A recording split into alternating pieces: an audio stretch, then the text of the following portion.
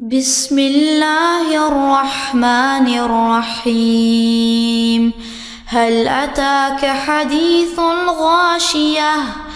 وجوه يومئذ خاشعة عاملة ناصبة تصلى نارا حامية تسقى من عين آنية ليس لهم طعام إلا من ضريع لا يسمن ولا يغني من جوع.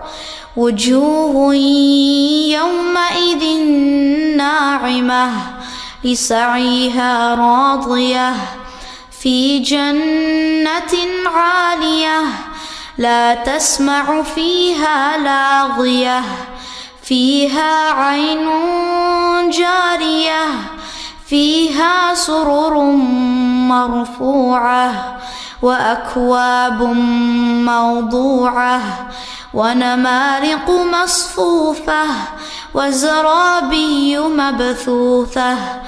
أفلا ينظرون إلى الإبل كيف خلقت وإلى السماء كيف رفعت وإلى الجبال كيف نصبت وإلى الأرض كيف سطحت.